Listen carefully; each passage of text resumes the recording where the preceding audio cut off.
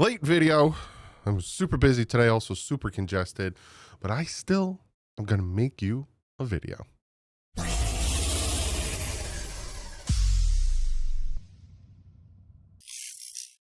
Waivers came, waivers gone. So the Miami Dolphins did claim somebody off of waivers that we are going to talk about, as well as they signed a few people, one being a tight end that is very, very interesting to me. They brought back an old name, very, very interesting to me. And then Chris Greer met with the media, so we're also going to read into that. And also I got some like practice notes, newses, and stuff like that. So let's jump into this. Practice squad is John Saunders Jr., the safety, Cornell Armstrong, BJ Adams, Quinton Bell, Derek McClendon, Brandon Daniels, Josh Preby, Theo Weiss makes the practice squad, which I was happy about. Hayden Rucci, AJ Henning, Alex Huntley, and Riley Patterson, the kicker. So Riley Patterson is going to be, sorry, again, I'm phlegmed out of my mind. Riley Patterson is going to be the kicker, and they're going to keep him on the practice squad.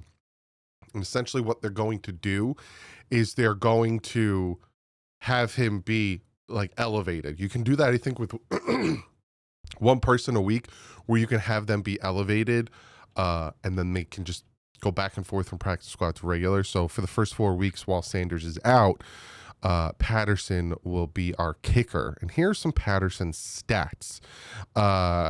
Patterson has hit on 85% of his field goals in his career, 93% from 20 to 29, 97% from 30 to 39, 80% from 40 to 49, and 44% from 50 plus yards. Hopefully it doesn't come down to we need to kick a long field goal, or we have to kick a bunch of field goals. Hopefully it sticks to, essentially we're winning handedly.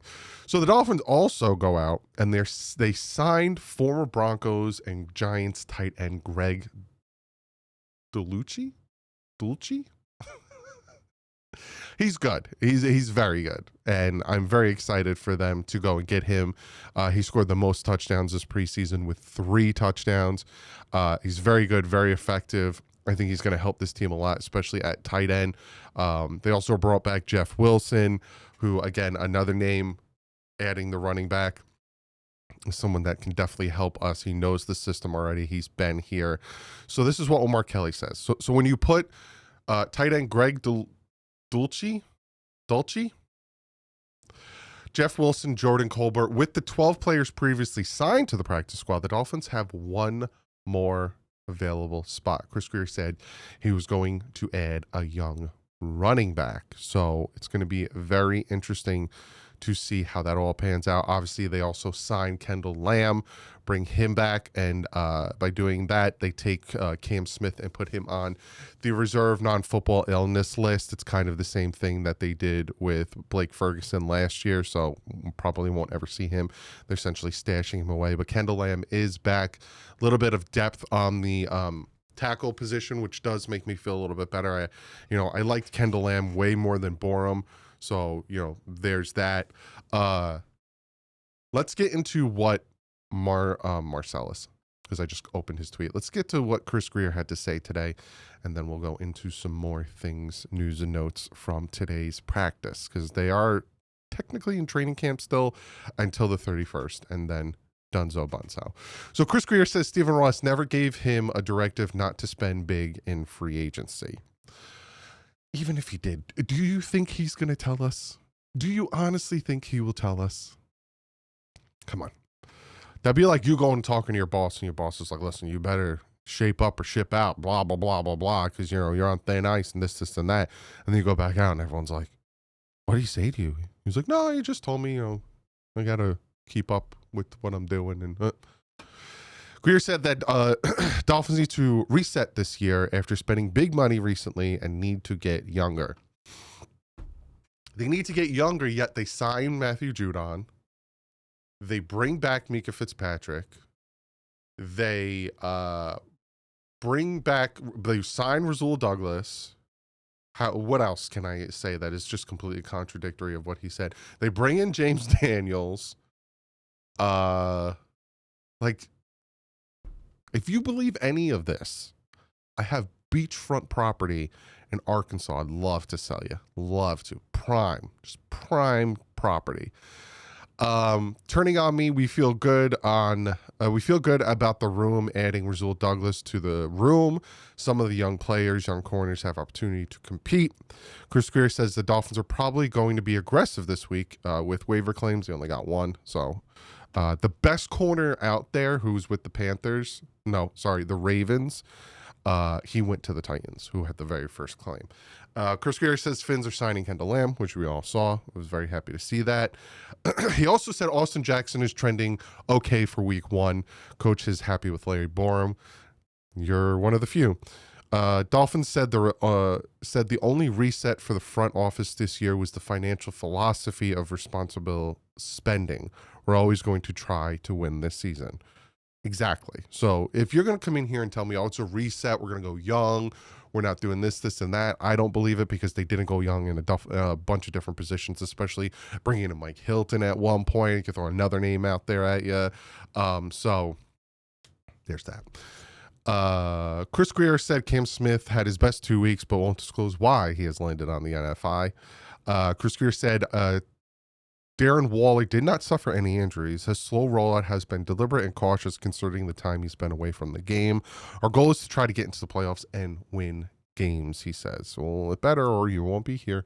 I asked Chris Greer this is from Joe Shad. I asked Chris Greer if the Dolphins need to make the playoffs or to win a playoff game for him to consider this season a success. He said probably smartly.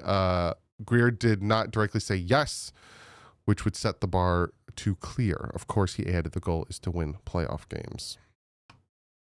We all know. And again, there are certain people who think Chris Greer's not going anywhere.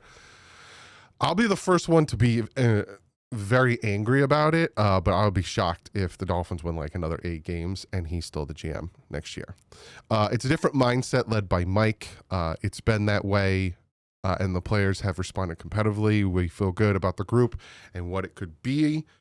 He said we're being cautious and smart on it. We want him to be available for 17 games, talking about Darren Waller. This is about managing to get him in week 1. That has been fantastic. He talks about Ollie Gordon. He said Ollie in the spring was an acclimation for him in the NFL. Ollie came into camp a little bigger, 10 pounds heavier than we have won the Doak Walker. 10 pounds heavier than when he won the Doak Walker. Again, I'm still getting over this sickness. I apologize. We need those guys to continue. They're going to have to contribute, talking about his rookie class, which are doing really well. Jordan Phillips is doing really well, and I'm excited to see Kenneth Grant do a little bit more. He says it's challenging for him, but he's not blinked one bit. When we know there will be growing pains, but we will ride with them, talking about Jason Marshall and the new corners. So again, they bring in Rasul Douglas, and maybe they still add some more down the line. After week 1, you're going to see an influx of veterans, because then their contracts aren't guaranteed. So maybe we do see more. And again, like I told you, I think yesterday, Asante Samuel is going to be out there till October. We have a lot of strong leaders. 2 players have stuck out to be is Jordan Brooks and Aaron Brewer, Greer said. Ready for the people to blow that out of proportion? Just getting the right type of people for the changes we want to make, Greer said. He called Ramsey, Jonnu good people, and he said he's very surprised he got Mika Fitzpatrick in the return from Pitt, which I think a lot of us were. Because we knew Ramsey was going to get traded, we knew Jonnu was going to get traded, and the thought of trading them both to the Steelers, we all were like, okay, but to think we were getting Minka Fitzpatrick back was like, whoa, okay. Talks about Tyreek Hill in his offseason. He says Tyreek has been unbelievable this offseason since he's had his surgery. He has been around every day working tirelessly. He is closer to his teammates than he's ever been. He's 100% invested. I can say with my own eyes that, yes, this is 100% true. I was at training camp for back-to-back days on the 20th and the 21st, And both of those days, Tyreek Hill was out there and he was catching passes from the quarterbacks and he was consistently talking to his teammates and being out there even when he was injured. So that I can back 100% with my own eyes. He says, we are young, but we do have some veterans. At some point when we are aggressive spending, getting free agents, that is not sustainable. If you don't reset fast, if you don't reset fast enough, it's not good cap-wise. So I guess he's assuming like, it's kind of the Eagles did the same thing. They went all in and they kind of reset real quick and then they went back into it and had money. Like I showed you, every time I talk about the cap space, they can go from over the cap by 20 million next year to under the cap by 40 million with 2 moves. So don't stress about money. You're winning. What does he talk about here? You're winning, but I don't know if we're winning the right way. Oh. So I think he meant to say we're winning, but I don't know if we're winning the right way. They were held accountable, but at times you wonder, did it matter to them? That's interesting. Dolphins plan to add a couple of running backs to the practice squad. Greer said all indications is that Achane will be ready for week 1, which is fantastic news. It seems like your 1-2 punch is Achane and Ollie Gordon for week 1, maybe even throw in Wilson. Speaking generally, Chris Greer said he would be open to Christian Wilkins' return. Greer acknowledges he's not spoken with Wilkins and does not yet know any details of the situation. That's interesting. He says, I don't think we'll ever close our mind on anything regarding Christian Wilkins. We'd be open to it. We'll see. He says he's excited for what he can be. We know he's going to keep working, talking about Zach Wilson. We've had death at pass rushers the past couple of years. That's a horrible way to put it. Just say injuries. It was a no-brainer signing to keep all 4 of them going and keep them fresh. Essentially, he was asked why they brought in Judon. And that's why, because we constantly get injured at pass rusher. But to say we had a death, geez Louise. To my face, people have been nice. This kind of bothered me a little bit. And I feel like I can pinpoint who these people are. And this bothered me a little bit. Listen to this, right? And you guys know for a fact, I've been a Chris Greer critic and a very avid one. To my face, people have been nice. I know people are upset. I'm frustrated. I understand it. I don't take it personally. I've gotten colorful emails, including hoping my kids die of cancer. And I believe him on that because I get horrible things said to me because I have a difference of opinion to some people. Go to the Dolphins Collective. Look in the comment section about some of the things people say about me. It is ridiculous that people get that worked up over football that affects your life in no way, shape, or form. I will say this. Now the Miami Dolphins affect my life in a way because I made it my career. Covering the team, giving you guys information is my career and my livelihood, and I need it for an income. So it affects me a certain way. Obviously, I want the team to do well because they do well. I get more views, aka a better income. But to go after somebody and hope their kids die of cancer, or like how TD gets these visceral, disgusting emails after him, or me, or any other content creator or beat writer, or it's football. It's opinions. It's not that big of a deal for you to get so nasty about it. Like there are people even on Twitter who get so nasty about it that it's just ridiculous. Take a breath, go take a walk. It's not that big of a deal. If you get so mad after a Dolphins loss, you feel like you need to lash out on somebody, you need to stop watching football. I've been a Dolphins fan for almost 35, 36 years. It gets me upset. Go watch my reaction when we lost to the Titans on Monday night. I get upset, but I will never get that upset. Relax. Wishing his kids die of cancer. Again, I think Chris Greer should have been fired in 2022. I think Chris Greer should have been fired this off season. That's disgusting. And if you're in that mentality and if you're that type of troll, that online bully, you need to seek help because that's just horrible. They talked to Jordan Brooks today because, again, there was practice today. Austin Jackson was back at practice today, which was fantastic. Darren Waller did some team and individual drills, which is a great sign. No Jalen Wright, Devon Achane, Tyreek Hill, Ashton Davis, Cam Smith, or Ethan Bonner. But from what I'm hearing, Tyreek Hill and Devon Achane will be fine. What else do I got for you for practice? More than 20 Miami Dolphins seen putting in extra work on the field after practice, which again, fantastic. Love hearing that. Austin Jackson says it feels great. I'm glad to be back out there. Again, please stay healthy for the love of God.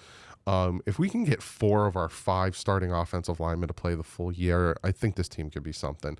Rasul Douglas already out there, rocking number 26, which is good to see. Again, another guy, just please, for the love of everything holy, stay healthy. Jordan Brooks said this, which I found to be very, very interesting. He said, this by far has been the hardest training camp I've been a part of because of how Mike McDaniel set it up. Said the team's been more intentional with their actions each day. Very, very, very interesting. So gave you all the information I have for today. Tomorrow is starting all of the content to get you ready for the season, right? Thursday is the kickoff, not tomorrow, but next Thursday is the kickoff, Eagles versus Cowboys. I'm going to give you everything up to that. So tomorrow, I think I'm going to do my 22 expectation video for 2025. Then I'm going to do my team expectation video. That'll probably be out Friday. Why to be optimistic, why to be pessimistic. So why should you be excited for 2025? Why should you be cautious or not, whatever, for 2025? My record prediction video will be out Tuesday, picks Wednesday, and then preview Friday.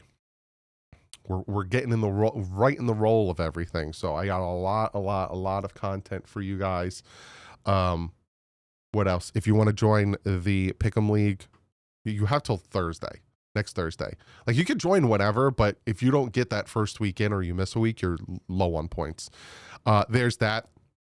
Tomorrow, we get to find out what the rivalry jersey is. So I'll make a short about that. I'm not going to make a full video talking about the rivalry jersey, so I'll make a short about that. But yeah, that's it. Practice squad, some news and notes from Chris Greer, some news and notes from practice. Kendall Lamb. Oh, I didn't tell you who we claimed. That's on me, because I'm a silly rabbit. He's from the Colts. We claimed a corner, who I wanted Armor. What's his name? from the Baltimore Ravens, but obviously he went to Tennessee. Jalen Armour Davis. I wanted the Dolphins to grab him, but obviously he went to Tennessee. He was number 1. Quarterback Juju Brents. That's who the Dolphins claimed. They got him from the Indianapolis Colts, and they waived cornerback Isaiah Johnson. And he's a pretty good corner. Obviously, we saw him. We didn't see him. That was the Jaguars, Doug. We didn't get to see him. But hey, a little insight. Little Colts insight on their defense. But yeah, that's what I got for you. I will see you tomorrow, giving you my thoughts and opinions and expectation for Tua going into this year, what I need to see from him, what we should see from him, all that good stuff. And then we get into a lot of content. So if you haven't yet, hit the subscribe button. I'm about 120 away from 53,000 subscribers. We are getting there. But other than that, like usual, stay classy. Finsup.